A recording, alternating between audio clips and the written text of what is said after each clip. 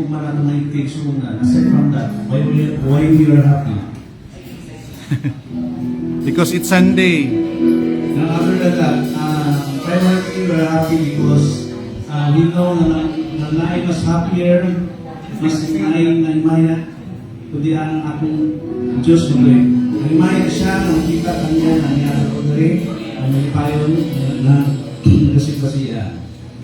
Welcome back sa atong mga regular visitors, sa atong mga members sa Bethel, and of course sa atong Pastor Jonah, Pastor Paul, happy Sunday.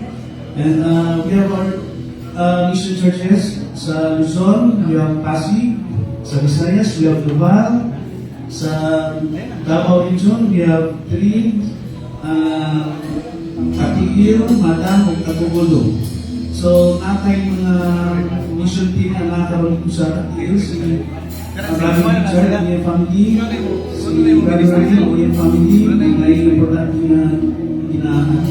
And of course, we are live sa akong FD. So, those who are abroad, those who are watching abroad, those who are watching afar, happy Sunday sa inyo. O karon, marami rin yung napag-umasita, marami rin yung napag-umakisuan, marami rin yung napag-umakisuan, marami rin yung napag-umakisuan.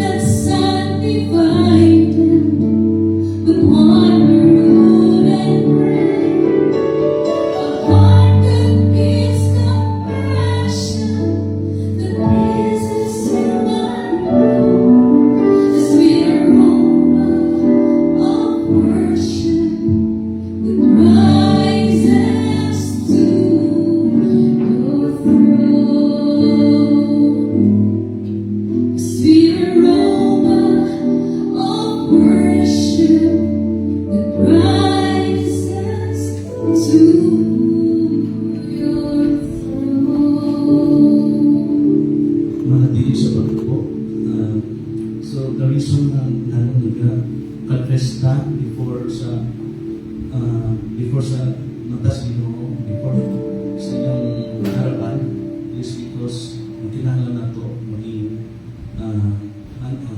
restored from unrighteousness, of clean, pure, because our God is not just a God, He is a holy God, He is sovereign. So, kailangan i-hagis na po mga sala, mga pasaydo sa niya, according to the scripture, Psalms 32:5, I acknowledge my sin unto thee, and my iniquity have I not hid. I said, I will confess my transgressions unto the Lord, and the forgiveness the iniquity of his sins. So please take a moment, bow down your heads, and then after a couple of minutes, Brother John will lead the confession prayer.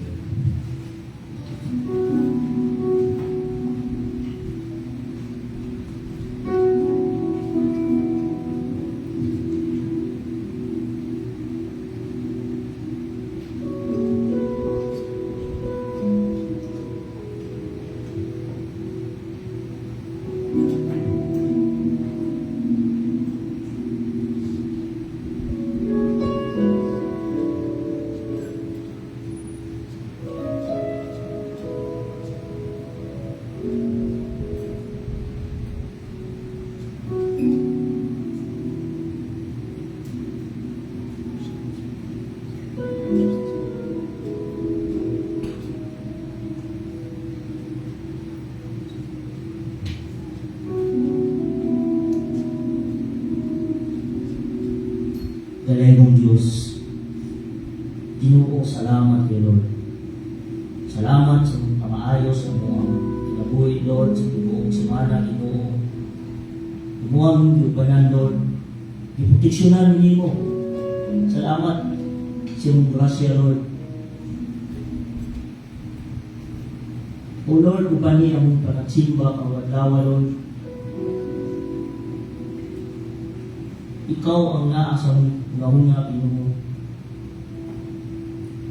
Lord, pasayo kami sa mga sala na nabuhat. Semana, Lord, naoy babag sa simba ng mga Lord. Ang gala ang babag, Ginoo. Impihoy ang among hunga-hunga ng kasingkasing, Lord. O Lord, bless ang panumbahon o magdawa, Ginoo. Bless ang pagpanganta. Bless ang matanisa sa mga Lord. Jesus name, Lord. Amen. Amen, Lord.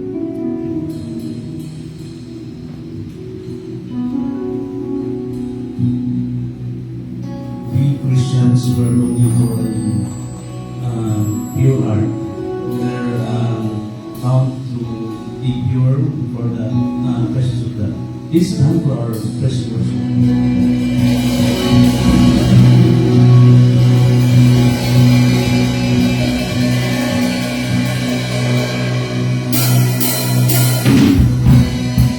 Henceforth I know you as servants.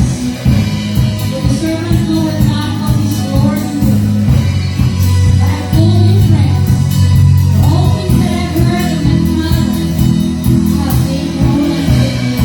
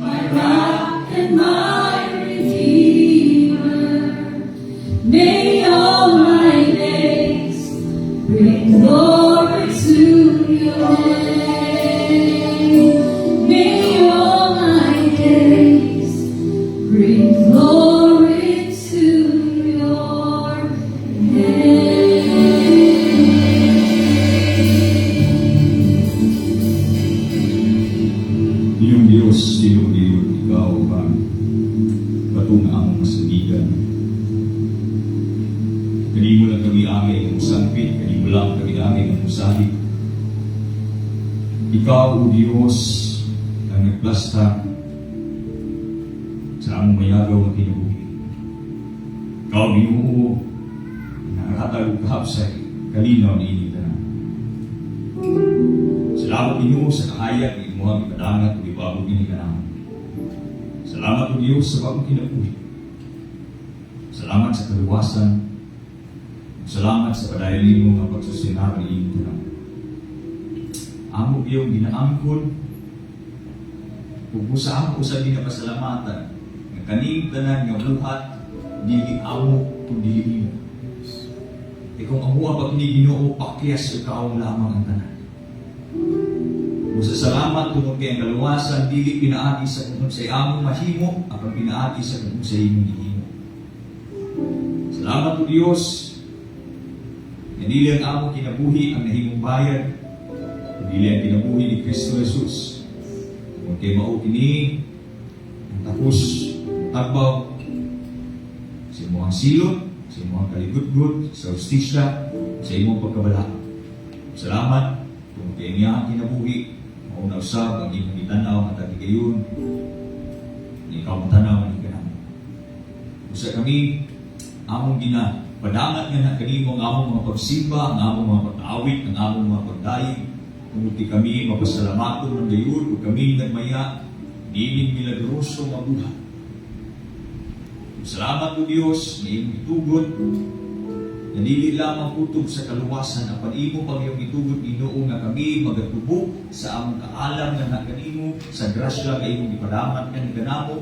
And Lord, we are praying nga sa among pagpadayon ni ini nga panibamon, we open our hearts, our minds, our ears nga among madawat gayon sa buo ang mga pagtulunan nga imong inumaabot kanamo karon. I pray, Lord, that your message, your truth will reach our hearts, will transform us, will give contribution Ginoo sa among sanctification. And I pray, bisan pa sa among mga kaubanan nga mga mission churches o sa tanan nga mga kasimbahanan nga nag-aalagad nga na kanimo, I pray that your word, your truth will be preached in every pulpit today. And I pray, Ginoo, na all of us who will hear your word, kay mahimo kaming madasig, mahimo kaming ma-build up, mahimo kami o Diyos nga mahimong mapasalamaton gayud sa imuhang pinasahi ug kanunay nga ginahimo Ginoo. Busa salamat gayud. Ako mga pag-ampo nga ikaw magagabay, labi na o Diyos sa pagpaabot sa imong pulong. Wala gay amo niini, ang tanan imo ug imo lamang gayud. Sa dalaygon ka, sa walay katapusan, ikaw mahimaya niining tanan. Kini ako mga pag-ampo nga anak kanimo sa pangalan ni Kristo Jesus, na among mangluluwas. Amen ug amen. Ayun mo lagi ko. Before hearing the word, Sister Russell will offer a song to that.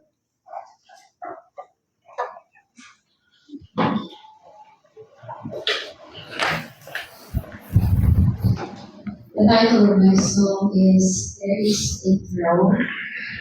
This speaks about heaven, and siyempre po ating dito po namin dito, that we will be praising Him all day long, and looking forward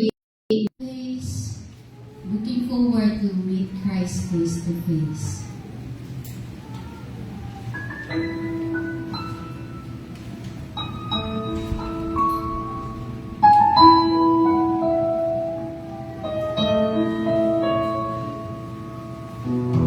Will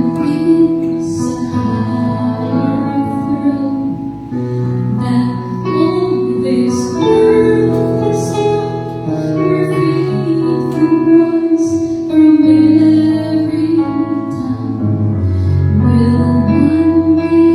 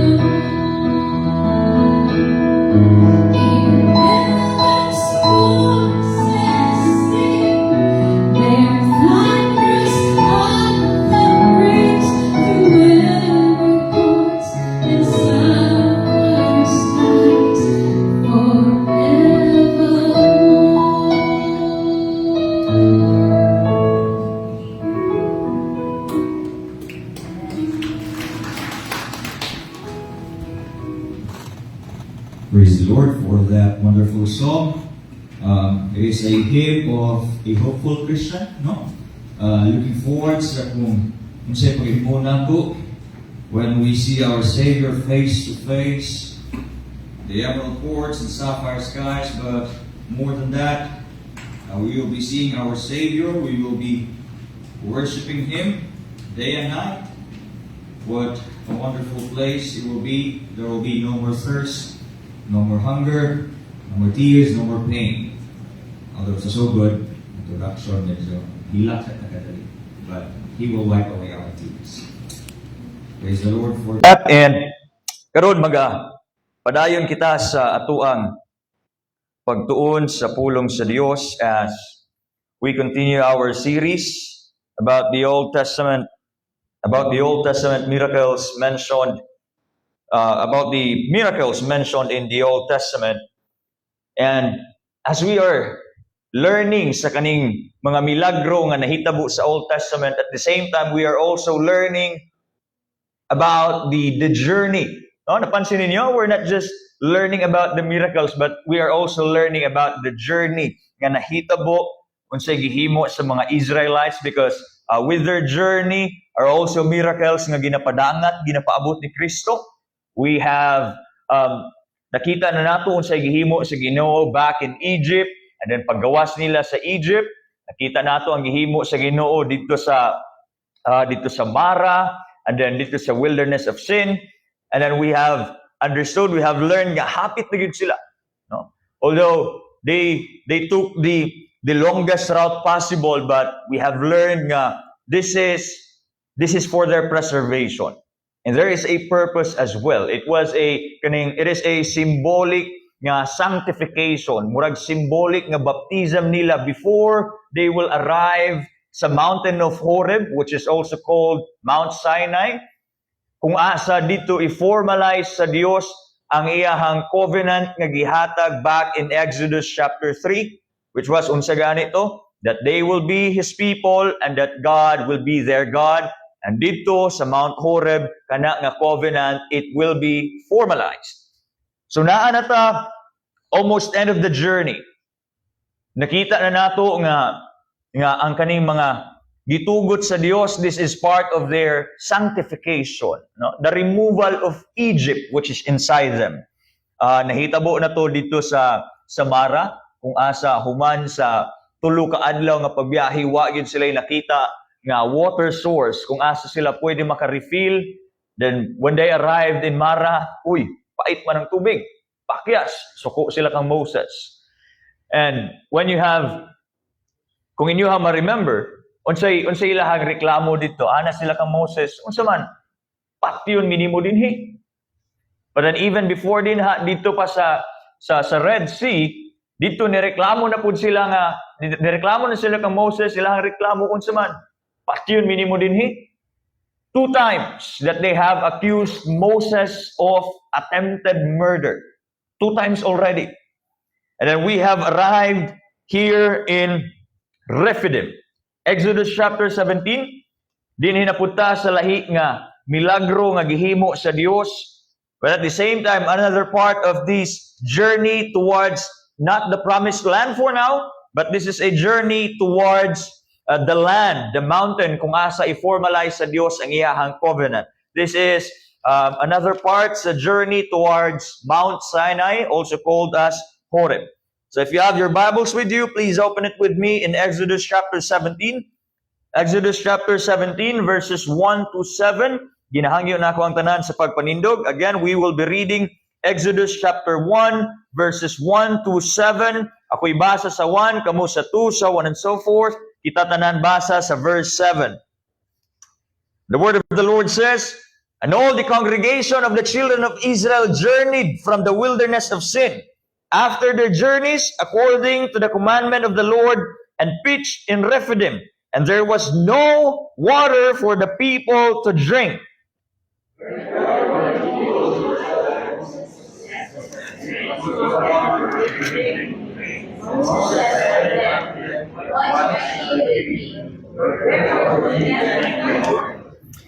And the people thirsted there for water, and the people murmured against Moses and said, Wherefore is this that thou hast brought us up out of Egypt to kill us, and our children and our cattle with thirst?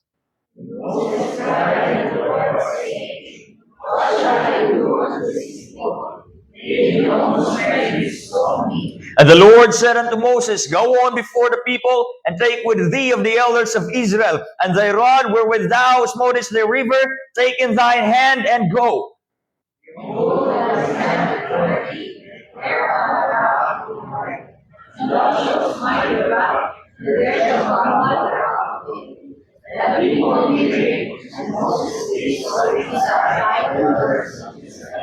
Verse 7, kitang tanan. And he called the name of the place Massa and Meribah, because of the chiding of the children of Israel, and because they tempted the Lord, saying, Is the Lord among us or not? Ang Diyos, magapanalangin siyang pulong, magapanglingkod ang matagosa. Now, there are three things nga ito ang pagkatanawon in this passage, verses 1 to 7. If mapansin ninyo, it is almost katong mga previous miracles, almost identical. Ang mga nagakahitabo, reklamo sila, paminawon sa Dios, o kasamaan sa ni Moses kadali, paminawon sa Dios, tagaan na pud og another nga miracle. The same thing happened sa Red Sea. Reklamo sila kang Moses. Suko na pud si Moses sila, nang sige mo reklamo. Eventually, tagaan silang milagro. Pag-abot dito sa Mara, suko na pud sila kang Moses, kay pait ang tubig. Na pud si Moses, nganong nagreklamo naman pud mo. Eventually, gitagaan na pud silang milagro sa Ginoo. Pag-abot dito sa Mara, and then pag-abot dito sa wilderness of sin, Moses, gutom kaayo. Lami kayong karni sa Egypt, wa mi makaon din here. Reklamo na pud sila. Suko na pud si Moses, eventually, gitagaan na gyapon sila sa Ginoo. Same pattern over and over and over again. Despite all the miracles they have witnessed, makita nato murag wa man gyud kabag-uhan ning mga tawhana. They have witnessed, although si Moses, he witnessed the burning bush. But then, ang mga Israelites, na-witness na nila ang 10 plagues. Na-witness na nila ang pagkatunghimo sa Ginoo sa Red Sea. And then, na-witness na nila kung giunsa paghimo sa Dios ang tubig sa Mara from bitter to sweet water. And then dito sa wilderness of sin, nakita nila kung giunsa paghatag sa Dios, not just the manna from heaven, but also the meat that they were asking. Where God provided not just the needs, but even the wants, gitagbo sa Dios. You would expect nga, with all these miracles nga nagakahitabo, Pastor, murag, mausab na siguro ni sila. Uy, murag mausab na siguro ilahang reaction. But then, as we have read verses 1 to 7, maurag yapon. Reklamo, nasuko, daghang mga pasumangil. Reklamo lang gihapon. But then, naatay tulo ka butang nga tanawon sama sa kuwang giingon ganina. Verse 1, first and foremost, we need to understand nga kani nga event, despite unsa kapitos sa perspective sa Israelites, like what I mentioned, this is the long road that they took. Grabe nga mga dapit, why tubig, why pagkaon. One of the toughest route, okay? If not the toughest one, this is definitely the longest one, one of the toughest route as well. But then in verse 1, kung siya makita nato din ha, all the congregation of the children of Israel journeyed from the wilderness of sin. After the journeys, according to the commandment of the Lord, and pitched in Rephidim. What do we see here? Despite sa kalisod in their perspective, we need to understand nga kaning tanan nga panghitabo back in Egypt hangtod dinhi, God has planned this. Giplano ni sa Dios. Unsay gi-mention din ha, according to their journeys. If you will check the Hebrew for that, the Hebrew phrase nga gigamit din ha is lemasa ihem. Lemasa ihem, which means that it will directly translate into by stages. Buti pasabot, ang kaning dimension din according to their journeys, this is organized, this is sequential, this is planned journey. Dili aksidente nga naabot sila sa Mara, nga naabot sila sa wilderness of sin, and then eventually naabot sila sa Rephidim. It's not an accident. This is limasa ihim, sequential and planned by whom? By whom? By God. This is planned by God. Gikan dito sa burning bush, and then eventually sa 10 plagues, dito sa Red Sea, kung asa na po ng pillar of clouds, kauban nila, in the waters in Mara, bread dito sa wilderness of sin. It is planned up until dinhi sa Rephidim. There was no accident nga nahitabo. And even muatras pagyuta nga pastor nga makaingon man ka nga this is planned. Going back in Genesis chapter 15, when God told Abraham nga unsa, your people will what? Will serve a foreign nation for 400 years. For 4 centuries, they will serve. Even going back ang Abraham, all of this is planned already by God. From Abraham, and even sa time nga si Joseph, he became great in Egypt. Remember the 7 years of abundance and the 7 years of famine? That was planned. And then eventually, namatay si Joseph, and then nipuli ang Pharaoh nga wala na kaila kang Joseph. That was also part of the plan. That was part of the history tailored by God. Joseph became forgotten dito sa Egypt. And then unsay nahitabo? Katong nga Pharaoh, gipapatay niya ang mga anak. So unsay gihimo sa mama ni Moses? Iyahang gipaanod si Moses sulod dito sa basket. Kaya para di maanod, which eventually, ang anak ni Pharaoh, ang prinsesa, nakita niya to, Moses was adopted, he became the prince of Egypt. All of those things, that was part of God's plan. Nothing was an accident. Even ang ilahang kagutom, even ang ilahang kauhaw, all of it, all of those things, naana to sa huna-huna sa Diyos. Why? What was the goal again? The goal here is not Canaan. It's not the promised land. That's not the goal yet. The goal is what? Sinai. Sinai, the place where they will formalize the covenant. That's the goal. To arrive in Sinai. And along with the plan of God, kaning sequential events kung asa, dinhi nga lugar, dinhi na pod, dinhi na pod, kani nga kalisod, kani nga pagsulay, then kanina pod. All of those things were planned. And then along with that was there, sama sa kuwang ginabalik-balik, symbolic cleansing. Why? Because they were trained. They were kaning nasanay na sila sa Egypt. Imagine, 400 years. All the days of your life na ka sa Egypt. The ways of Egypt is in you. The attributes sa mga Egyptians is in you. The theology of Egypt is in you. The heart, the desires of the Egyptians, naanapod sa imuha. So God, being the holy, righteous, and pure God, dili pwede nga ang iyahang people will act like Egyptians, will live like Egyptians, will talk like Egyptians, have theology like Egyptians. No! So unsay kailangang himuon? The removal of Egypt. All of this journey, all of these places, all of these things, all of these events are necessary in order for Egypt that is inside them to be removed. Kailangan. It needs to be removed. Their hearts, their mind, and their deeds. All of those things are Egyptian works, Egyptian deeds, Egyptian hearts, Egyptian mindset. Unsay ginahimo sa Dios, kailangan himuon.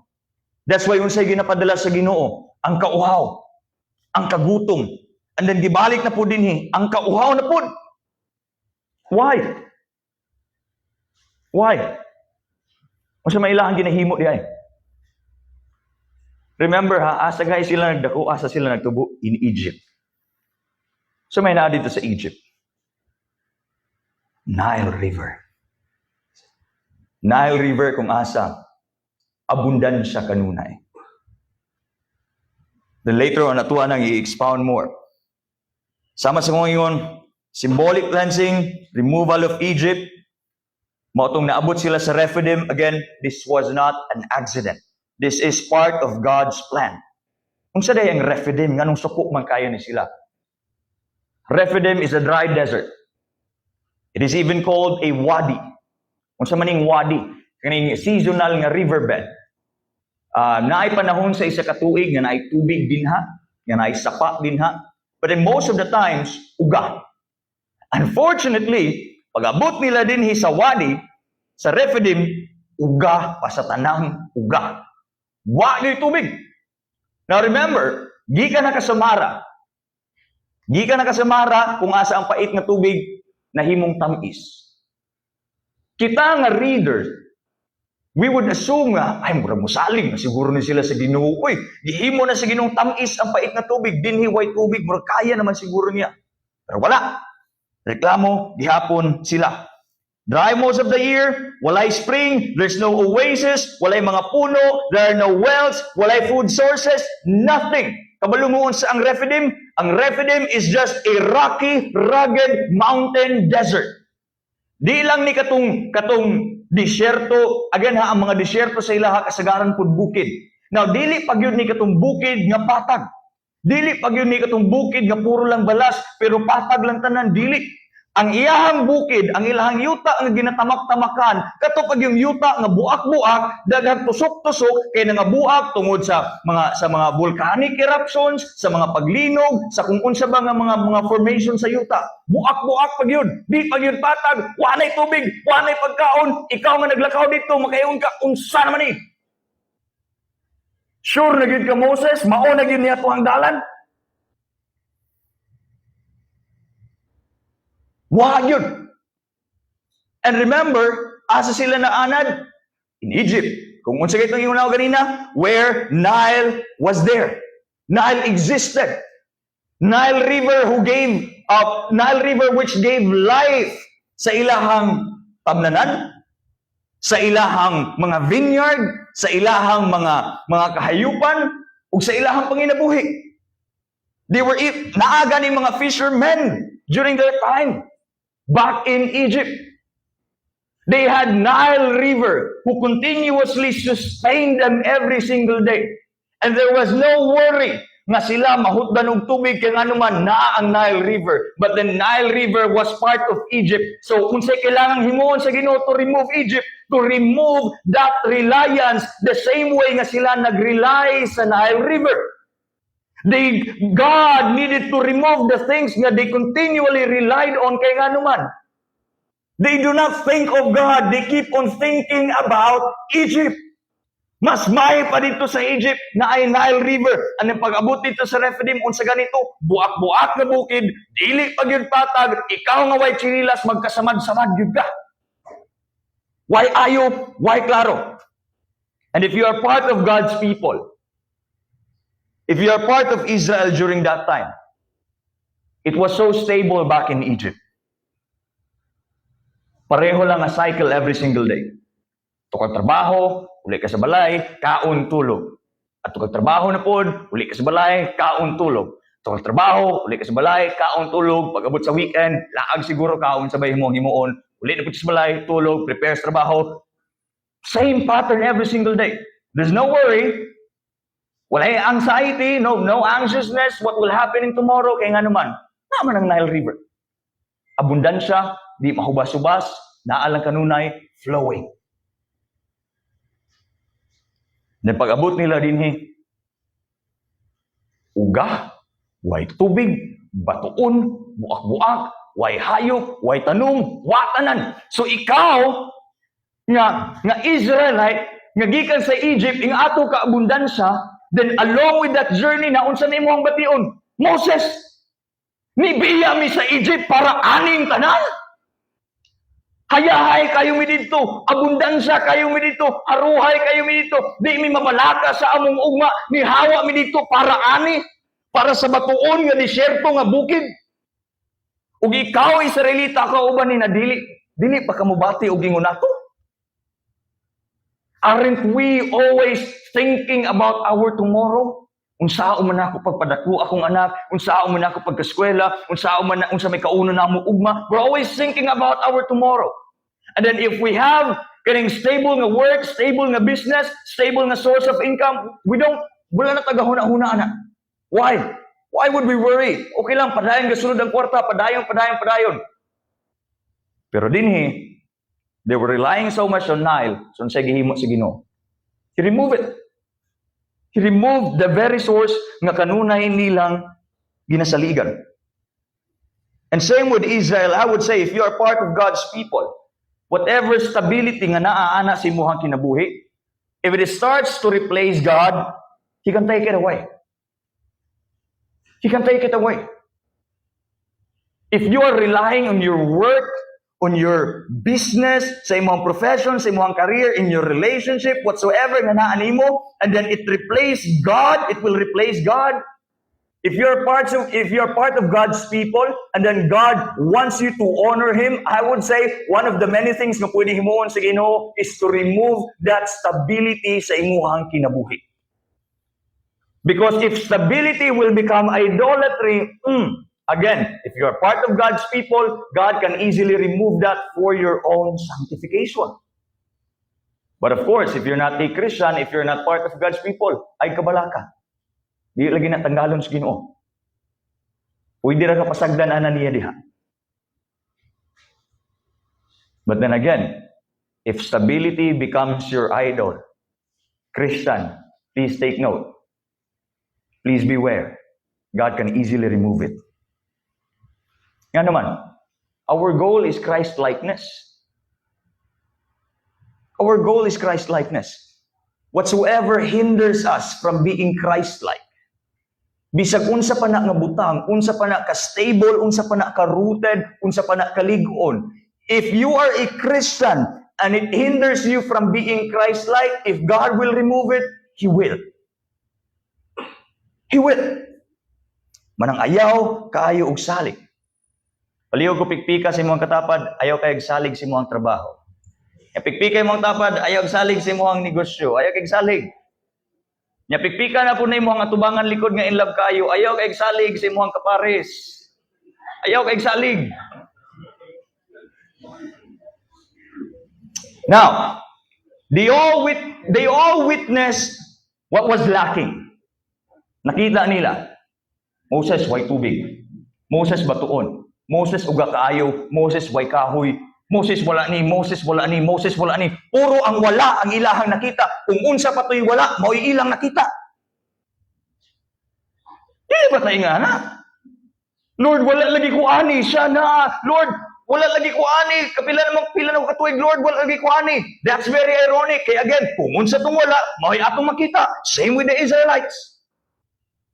Moses way tubig, Moses way kahoy, Moses wala. But then, kung unsa tong naa, mao to ilahang wala nakita. There's one thing that they missed during this journey, kabalo mo unsa. There's one thing that they missed despite being in that spot already. Asa gani ni nga lugar? Asa gani nga lugar ni? In verse 1. Asa sila? In Rephidim. They were in Rephidim already. Now, question, gamayng review. Asa ang goal? Asa ang goal sa kaninga journey? Paabot sila sa asa? Sa Sinai, also called as Horeb. Kabalo mo asa ning Rephidim? This is now the western desert of Sinai. Naana sila sa Sinai.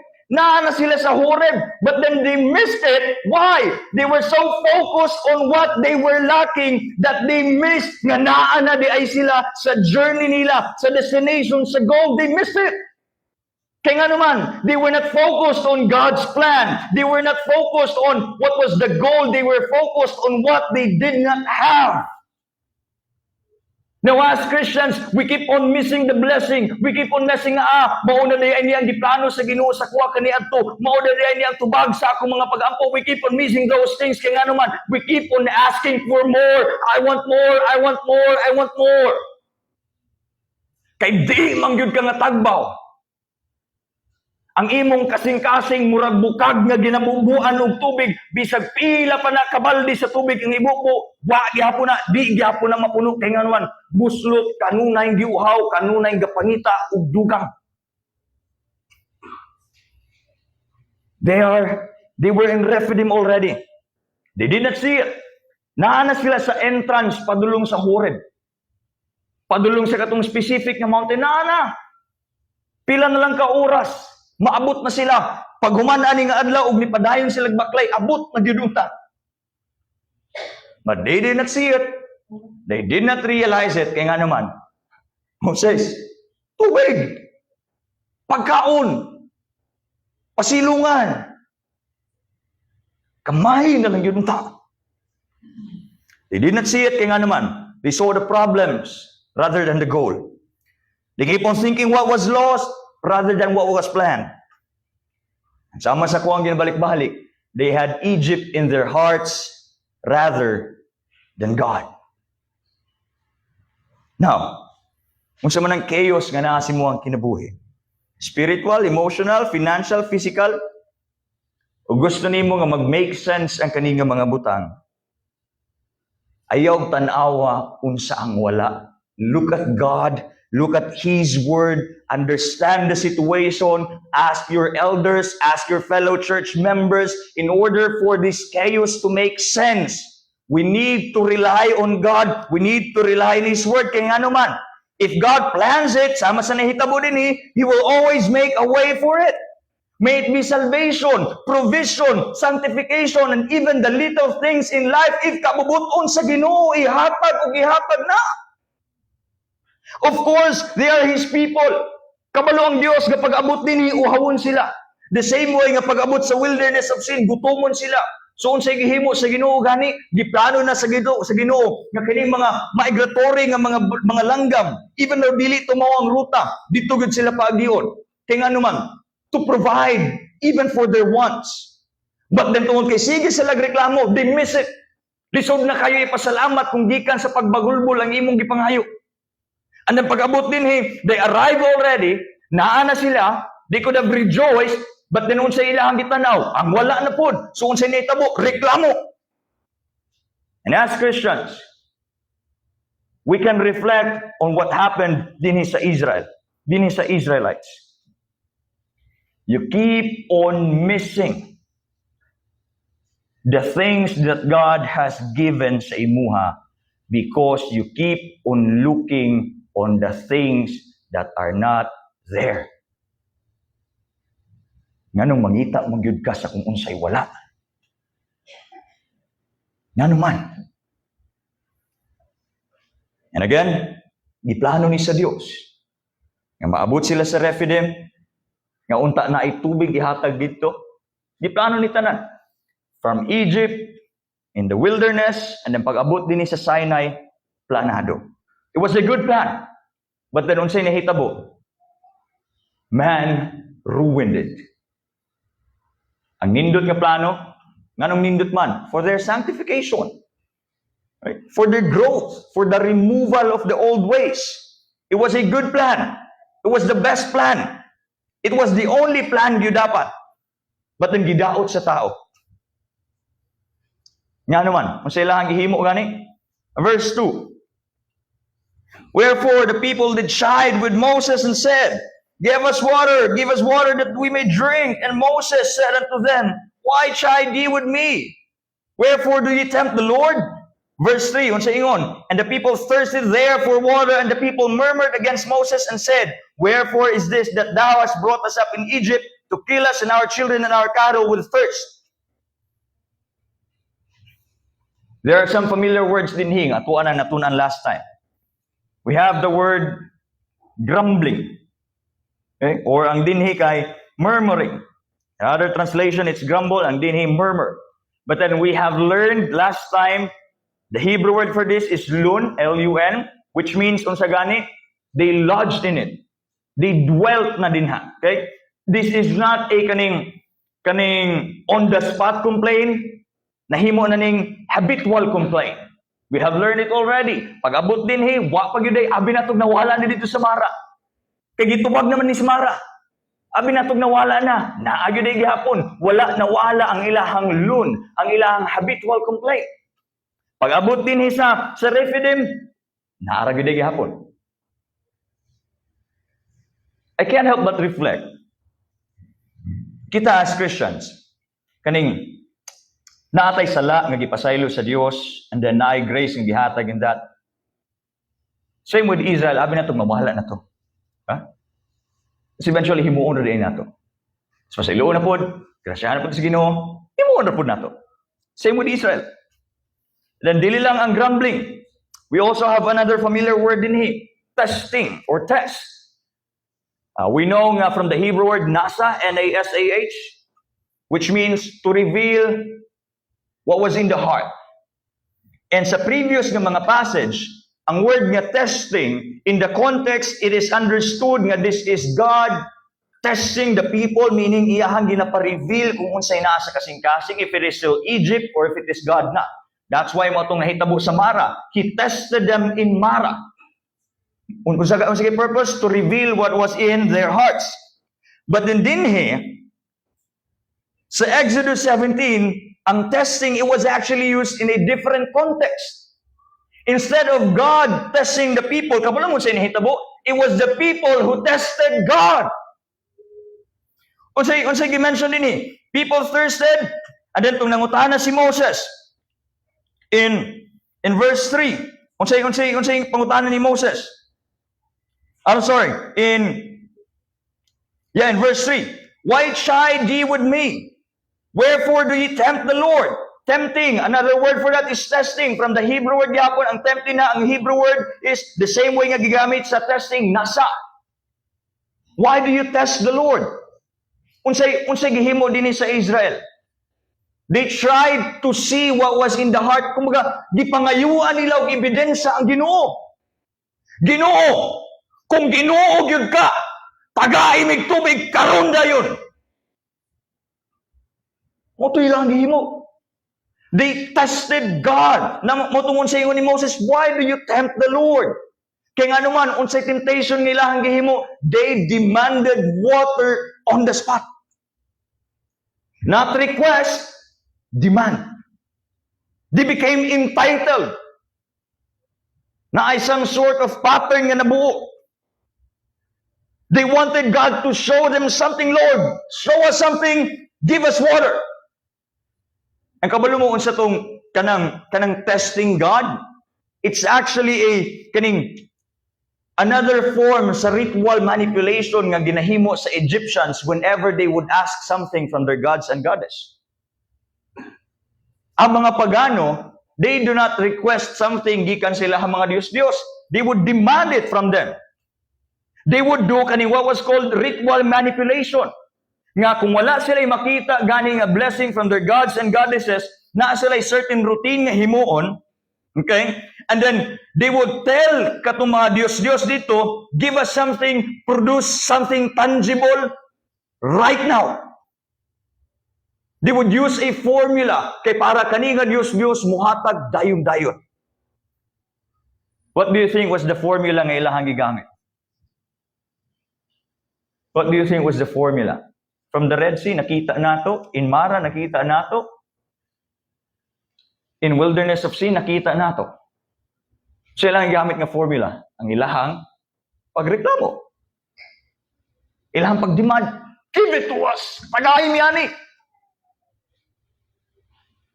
Kaya nga naman, kato nga pagdemand, it was as if in their mind, Yahweh was just another God that they can manipulate. Because they were always manipulating the gods and goddesses of Egypt. Hatag lang kag baki diha, hatag lang kag kanding diha, hatag lang kag baka, naana na dayon. Ang Nile River was always flowing good.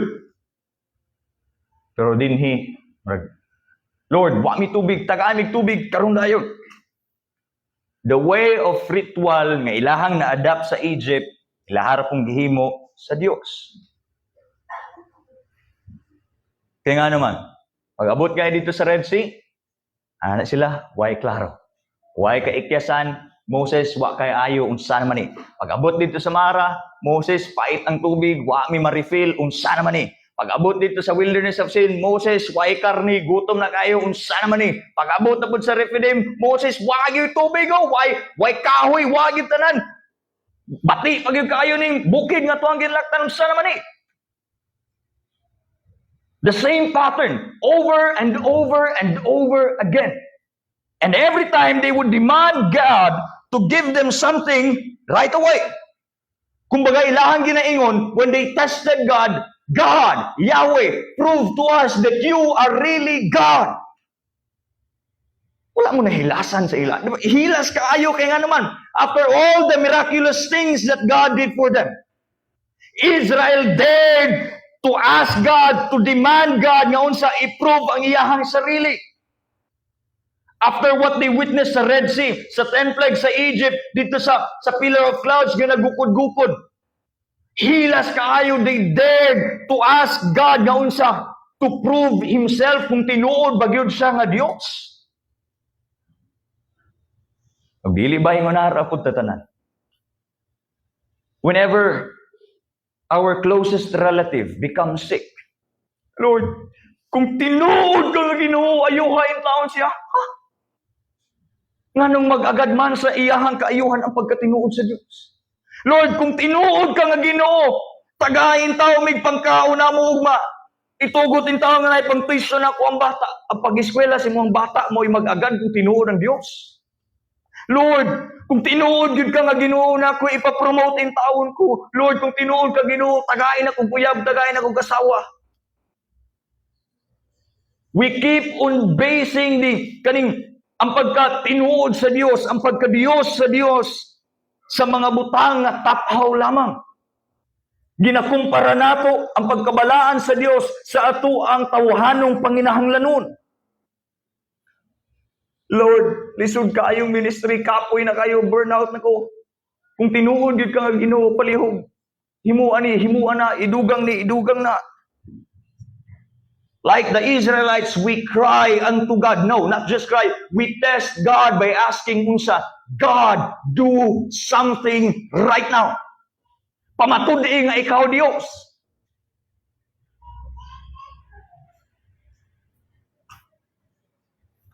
Balamon say, funny thing as I was sa paghimo na ko ani, I can't help but remember what happened when I was still in first year sa Bible school.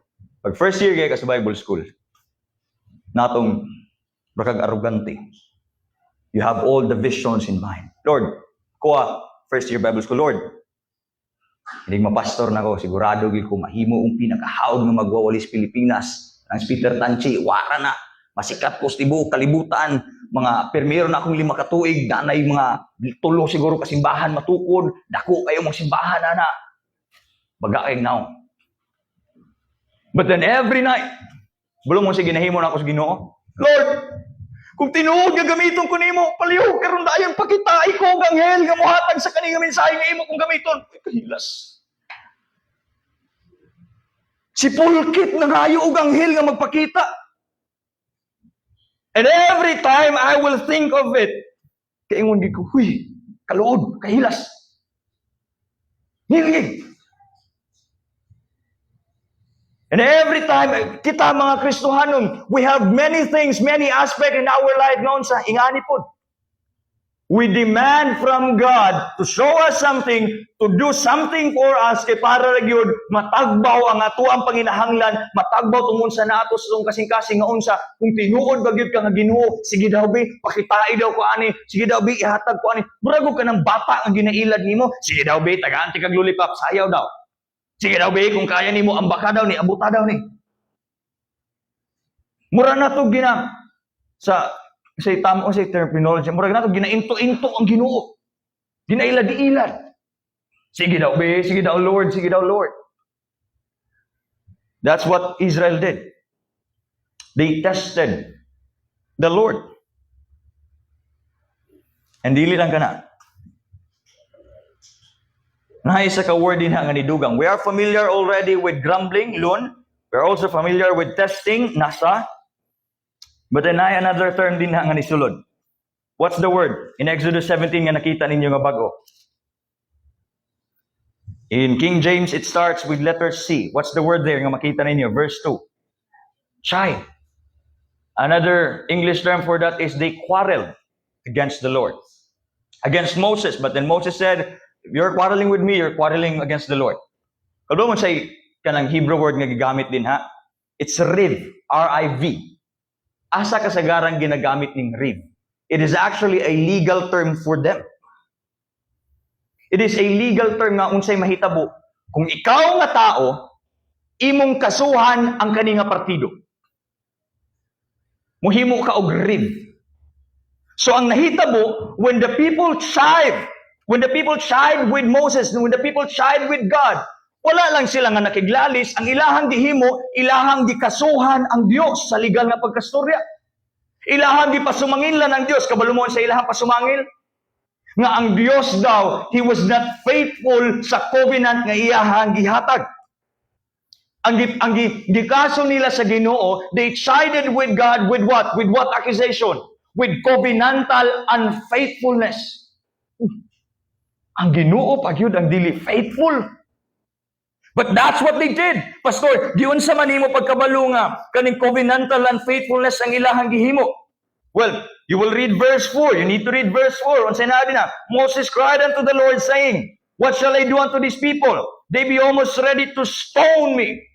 And stoning is actually the punishment whenever someone is not faithful sa covenant or when someone is a false prophet. So both accusations gihatag kang Moses and sa Dios. They were not faithful sa covenant and Moses was a false prophet because they thought they'd be in a good place, in a good time, but kung sa'y nahitabo, nasa disyerto, way tubig, way pagkaon, nothing that was in their mind kay mo'y nahitabo. They were ready to stone him. They accused God na He was not faithful kay nga naman, wa may tubig. They thought nga faithfulness of God would be like Egypt, na naay Nile River, naay mga karning baka din ha, naay mga tamnanan din ha. That was what was on their mind. So what, kung sila ang gimo, gikasuhan nilang Ginoo. Nilig, nga panghitabo, ni ikaw nga tao, maupay mo pasumangil sa Ginoo. Lord, wag yun ka naging faithful sa ako. That God failed the covenant. Kasi itong covenant nga gihatagin, not just the Mosaic covenant nga gi-promise, but even the Abrahamic covenant, part na ni sa ilahang gikaso. God, you failed. Nga naman, they were looking at the situation, the circumstance, not in the faithfulness of God. When God freed them from Egypt, wala to nila gitanaw as God's covenantal faithfulness. That was simply an escape. When God gave them sweet waters in Mara, that was not covenantal faithfulness sa Diyos for them. It was simply God giving in to their demands. When God gave them manna and then meat in wilderness of sin, that was not God being faithful in His covenant. That was simply God giving them what they want. So despite all the faithfulness that God showed them, unsay gihimo nila, God, Yahweh, kanus amang ka maging faithful sa ako, sa amo. So unsay lang gihimo? Lord, since you failed, since wala nimo natuman ang imong covenant, give us water right now. Tagay ning tubig. Dayon-dayon, wa kay ayo, wa natuman among gusto, wa kay klaro nga Ginoo, sige, para makabawi ka sa mga tagaimig tubig. And like the Israel, ingana punta. Lord, mura gibiyaan naman ko nimo. Kapila naman ko nag-ampo nga luwason nimo ako ang asawa, ang ako ang bana, wa man gihapon. Ginoo pagyud ka. Sige daw Lord, para mabalaan ako nga Ginoo gyud ka. Baguha akong asawa, baguha akong bana. Lord, matay pila na ko katuig sa akong trabaho. Sa akong negosyo, wag akong kumulampo. Tinuod bagyod ka. Pamatudi daw. Ihatag ni sa ko, kung tinuod kang Ginoo, sige daw, palambuha daw ko. Anong galisod niya ako mi, Lord? Na ako'y sala, kapila na niya ako gihimo. Ya, giampon na ako sa imo nga wala ni mo ni, halong, wala mang gihapon na wala man nimo ko ginatabangan ani. Ipasumangil pag yun nato sa Ginoo. Why? Sama sa kuwang ingon, we keep on looking on the things that are not there. And then we keep on demanding and we base the faithfulness of God sa unsa? Sa circumstansya nga naata. Manang kung naatas kapitos, naatas pagsulay, naas tentasyon, naas sa lugar nga dili kayo takaw yun, makaingon dahin ka. Pana? Ipasagdan ako sa Ginoo. Kailangan ako musimba kay para masuod na pud ko sa Ginoo, putlang gamay akong sungay.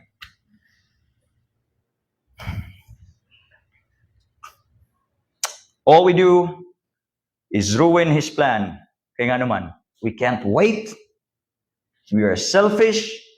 We are greedy. And like the Israelites, we are entitled. Naay-covenant ang Ginoo, ihatag yun na.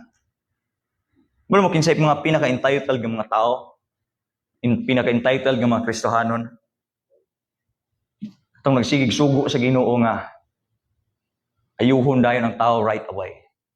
Ang mga sigig, ang hilig mag-claim, we claim, nag-iayon na ni sa Ginoo. Wala pa, nag-ugod-ugod pa gani na.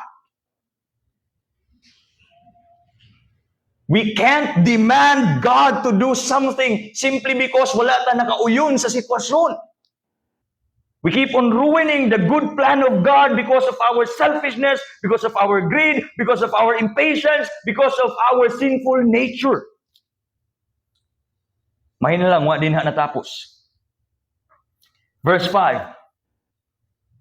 And the Lord said unto Moses, Go on before the people and take with thee of the elders of Israel and thy rod wherewith thou smotest the river, take in thy hand and go.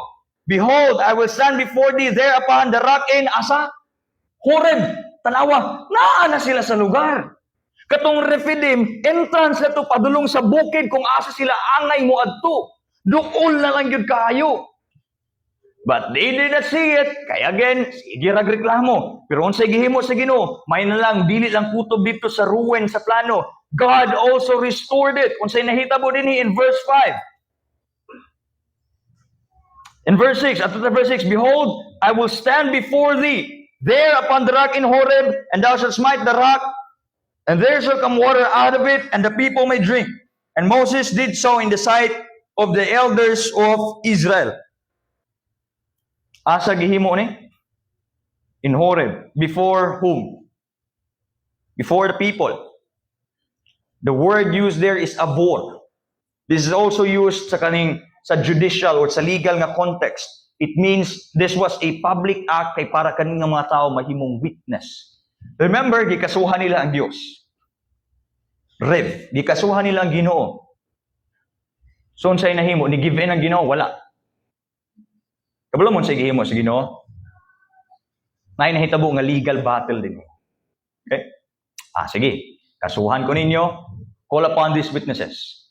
The elders of Israel. Tawaga. Kung unsay mahitabo dinhi, this will be a public act. And then unsay nahitabo sa unahan? Behold, I will stand before thee there upon the rock in Horeb. This is actually a very unusual phrase. Kanang, I will stand before thee. This is God telling them nga unsa, God will stand before the face of the people. This is used in the context nga katong akusado mo atubang sa judge kay para tagaan og unsa, sintensya. Now usually ang Dios ang moingon, you will stand before me. This is a very kaning unnatural way of writing, unnatural occurrence din sa Bible kay nganuman. Instead of the people standing before God, unsay nahitabo, this is now God standing before the people. Hala, unsa na may nahitabo ani? Nga ano ang Dios naman ang mudawat sa sintensya? Nga ano ang Dios naman ang hatulan whether guilty or not? Nga ano man? Because remember, gikasuhan siya sa Israel, okay? Na ay rib nga nahitabo. Unsa gayto? Covenantal unfaithfulness. He was not faithful. Pastor, paano man ka makaingon nga silot na itong nahitabo? Tanawa din In verse 6, I will stand before thee there upon the rock in Horeb, and thou shalt what? Smite the rock. Paghapak sa bato. Smiting the rock is actually a capital punishment na ginahimo whenever someone kay naay makalapas. But then the Hebrew word used there for kaning striking is naka. Okay, naka, N-A-K-A-H. Naka. Nga kasagaran, ang gamit aning naka, if from God, of course, that would mean divine punishment. Kanusa, kabalo mo kanusa ni na mentioning naka? During the time nga gisilutan sa Dios ang kalibutan, katong gamit tong Noah's flood, you will find there the word naka. Unsay manifestation ato? The flood.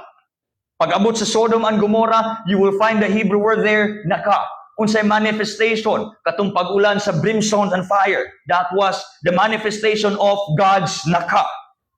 And then pag-abot dito sa Egypt, there's also the word naka, where you will see there kung asa gipatay sa Dios, gikuha sa Dios ang kinabuhi sa mga firstborn of Egypt. That was God punishing Egypt. That was God's naka.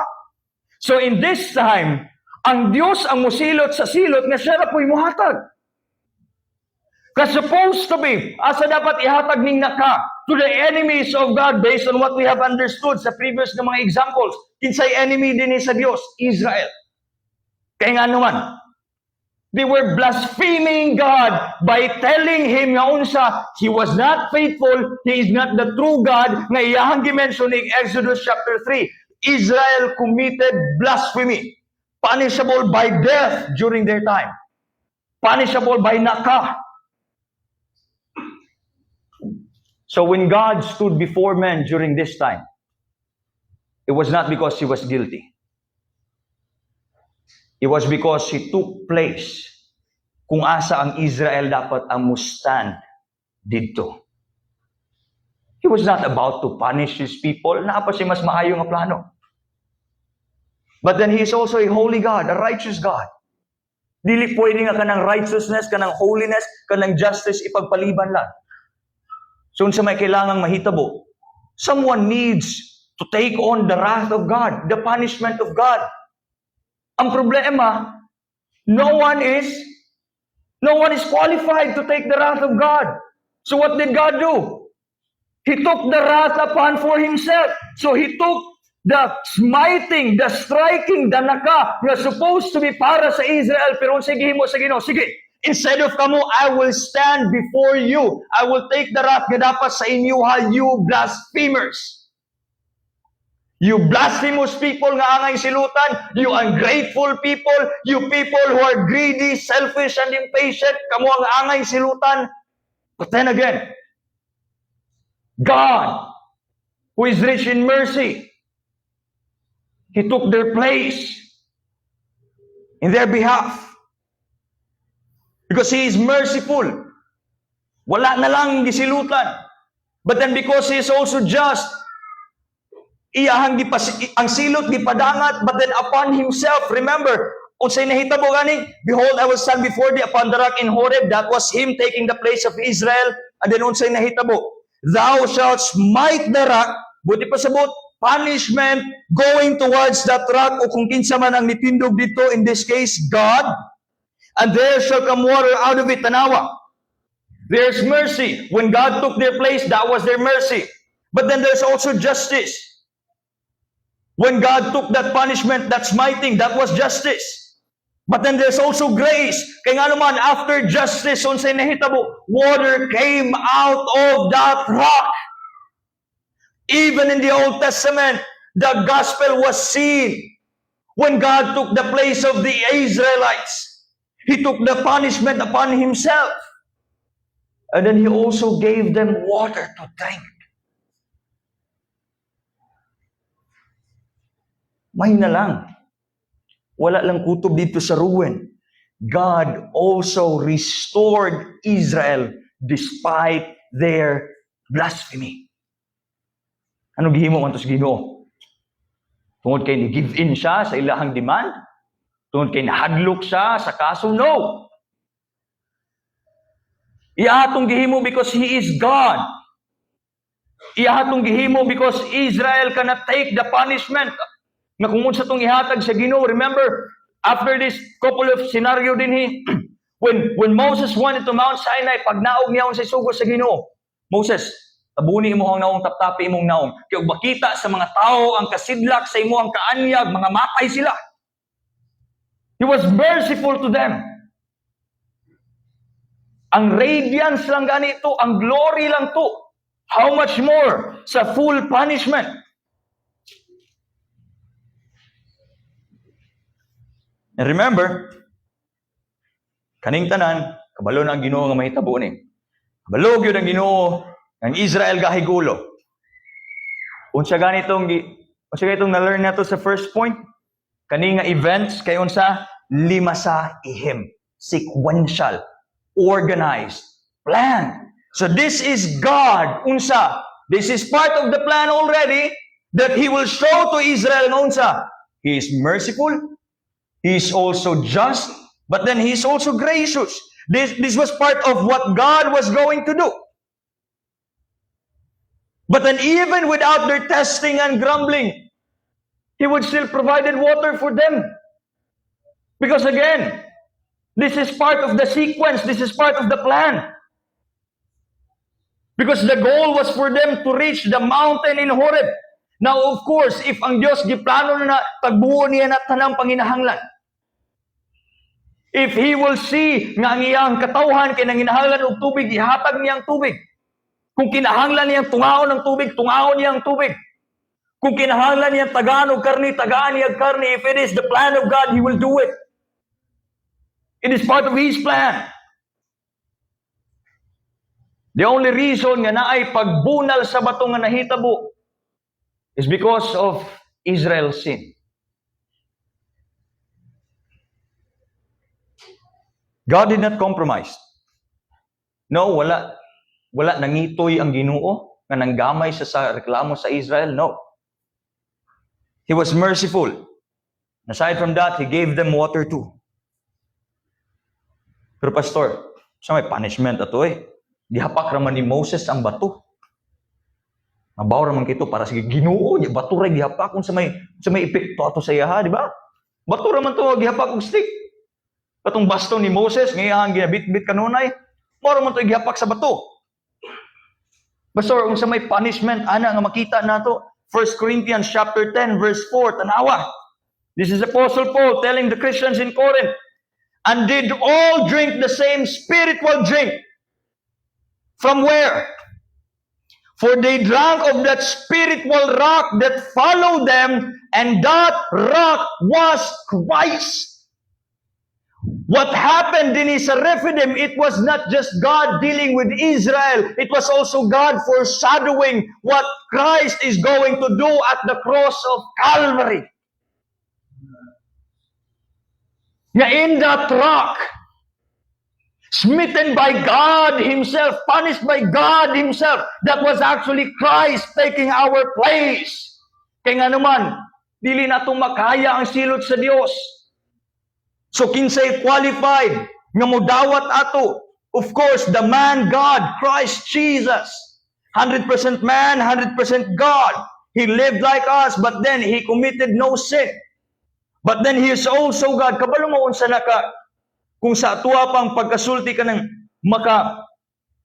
kaning how si tawag minimalizing murag makagamay gyud og tama ang gihimo ni Kristo.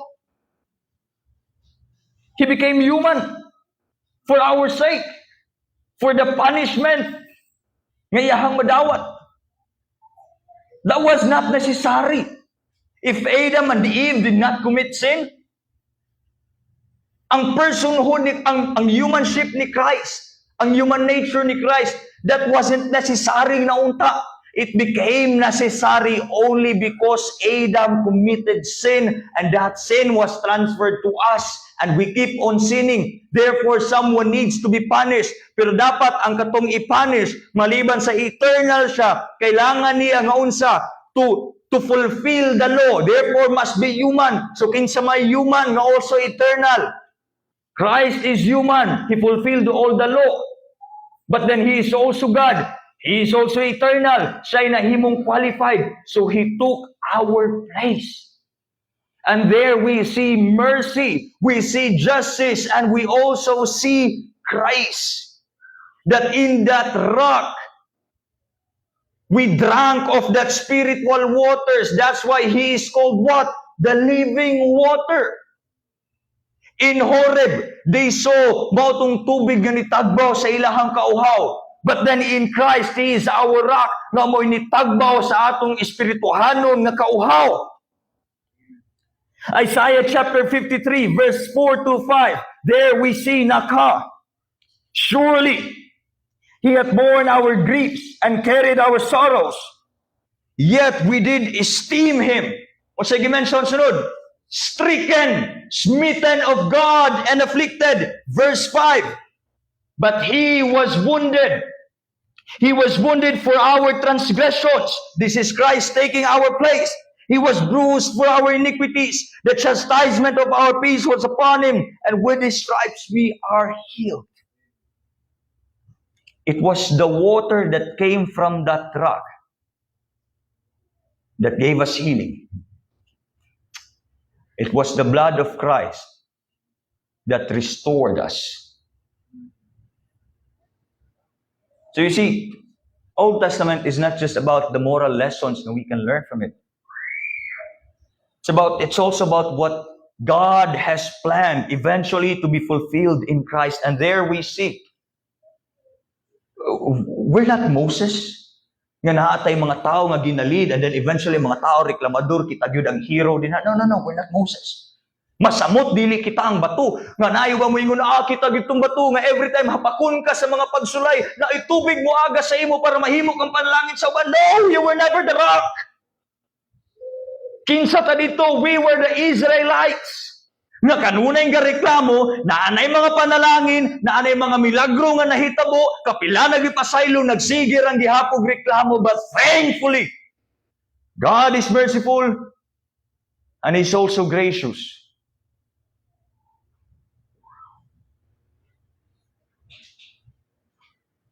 Mind lang. We're like the Israelites. They were slaves in Egypt. We are slaves to our sins. They were rescued from Egypt. We were also rescued from our sin, from our Egypt. They were given a new life.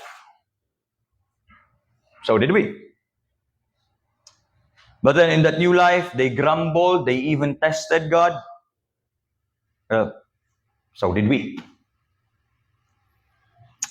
Pero may na lang. The punishment for our blasphemous acts, even after our salvation, it was already taken up by Christ. That's why our past, present, and future sins, kung ikaw tinuod nga katawhan sa Dios, bisag unsa pa nakangilngig, bisag unsa pa nakabugat, si Kristo ang nahimong bato nga gihapak sa silot sa amahan nga ikaw unta to, may nalang dili si Kristo ang nidawat atong tanan. Christ is our rock. He's our Redeemer. He took on human flesh. I would say if not by word nga mulabaw pa sa mercy, that would be it. Imagine. May imagine mo nang tibok dagat isulod sa isa ka balde. What would happen? Dili makontain sa balde. That's what happened with Christ. The infinite gisulod sa finite caricature, sa finite nga sudlanan. Kung siya i-describe sa Philippians, mura siyang ulod. In Psalms, he was also described nga murag ulod. Pinakaubos sa tanang ubos. How are you going to respond to that message? Because again, the miracle nga nahitabo din of course, pinakaklaro, it was the water coming out of that rock. That was not a natural event. That was a miracle. But more than that miracle, we also see God's mercy, God's grace, His justice, all of His attributes, even His love. How are you going to respond to that? Well, spoiler alert, pag abot sa unahan, kasala, gihapon sila. Reklamo, gihapon sila. Naara, gihapon yung mga lihok. And I would say, even if kita mo, Pastor, grateful ko sa message, tawag na ko na-learn din pag abot sa unahan, we'll probably go back to our own ways. Probably. But hopefully, we will keep it in our hearts nga God is not unfaithful. He was always faithful sa iyahang covenant. Pag moingon gani ang Diyos nga He will never leave you nor forsake you, He will do it. He will not leave you, He will not forsake you. Even if you will feel nga you are forsaken, you are misunderstood, you are in a situation nga wagid ka kaayon, igsuon, palihog lang. don't think of it nga ang Dios ni talikod na sa imuha, because He will never ever do that to His own people. Ginahangyo na ako ang tanan sa pagpanindog, and also requesting the music team as we respond to this message. Let's sing that song, O Lord, my rock and my redeemer. Indeed, He is our greatest treasure. His grace is too deep for us to fathom. His love exceeds the heavens' reach. He's our unending need. It's not the waters. It's not the meat. It's not the things in this life, but Him.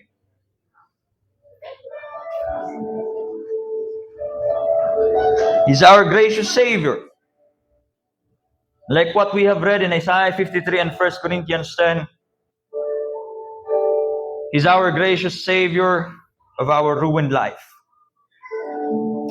He took the guilt, carried it on His shoulder. And in the cross of Calvary, He died, but then He rose again. Hallelujah.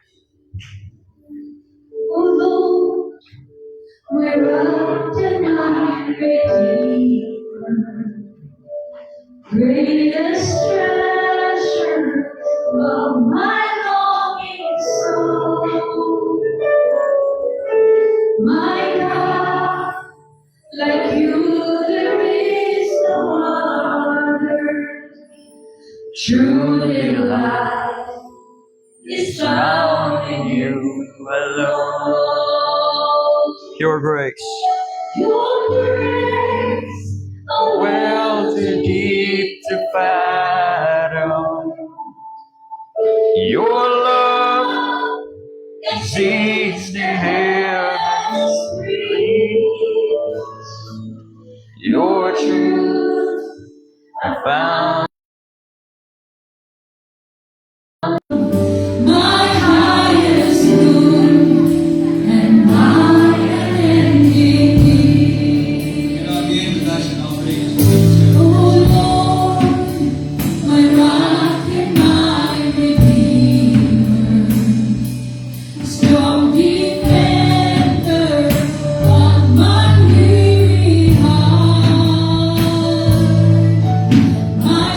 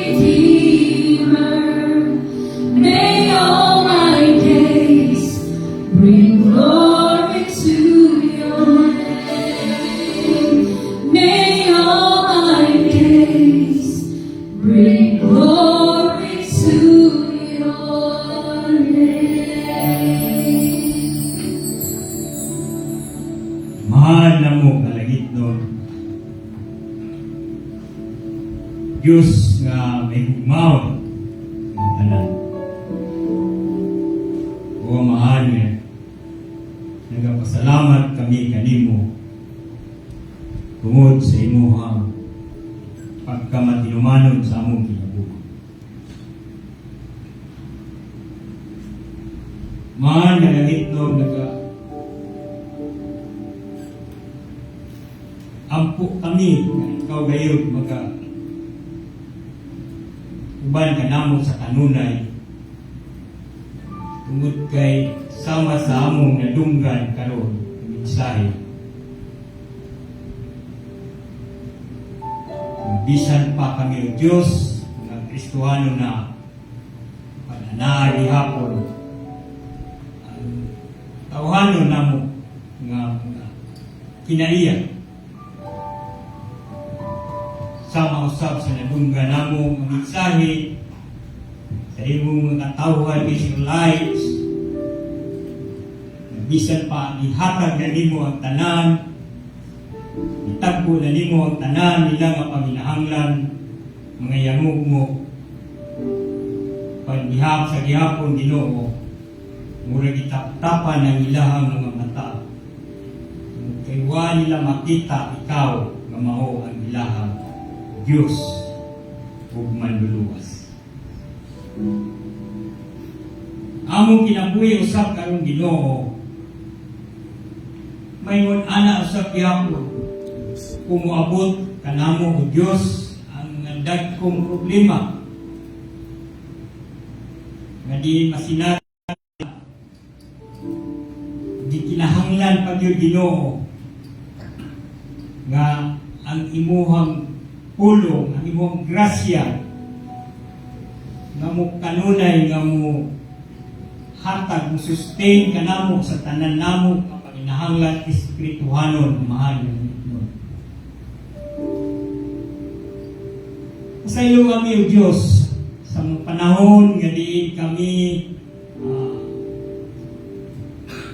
nakahimo ug dili maayo sa imong atubangan. Sa iyo ako nga ikaw gyud oy magauna kanunay kanamo tatapos sa amuhang pagtuo. Salamat o Diyos kay ikaw anaa sa kanunay, anaa ka namo Ginoo, nag-aaga ka namo. Salamat kay imong pulong na gaingon nga ikaw dili gayon mubiya, mubulag ka namo Ginoo sa tanang higayon sa among kinabuhi. Thank you, Lord. Mahal nga lingit doon, nag-aampo sa bako, bisan pa Diyos sa tanang mission, gikan o Diyos ngadto sa Pasig, sa Nabal, sa Katiil, o bisan pa man sa Matthew, sa Tagbubulo, ang mahal nga lingit doon. Kaampo ako nga ikaw magauban, ang iyang mga kauban, Ramil, nag-aadto sa Katiil, sa mission, ang mahal nga langit doon. Nag-ampo ako nga ikaw mag-auban sa kanila. Magkahatag kanila ngayong dalan, isa't pa sa ilang pagpamauli ang mahal nga langit doon. Lord, nag-ampo sa ako nga ikaw mag-auban kanamong tanan Ginoo. Bisan pa niini nga kongregasyon, nag-ampo ako nga ikaw magapanalangin kanamong tanan. Panalangin niyo sa o Diyos, bisan pa ang imuhang ang tayo sa nupri nga diin amuhang balik niya kanimo. Mahal nga langit doon, ikaw na kay balo sa tanan ini Ginoo nga kung unsa sa among pagpamauli ini nga pagtuhon ini tanan akong i-trust niya kanimo mao amo ang Dios ug among naluluwas nga mao si Hesus Kristo. Tanan akong gisalud niya kanimo. Now to him who is able to keep us from falling and to present us faultless before his presence with exceeding great joy and glory. To the only wise God our Savior, glory and majesty, dominion and power, both now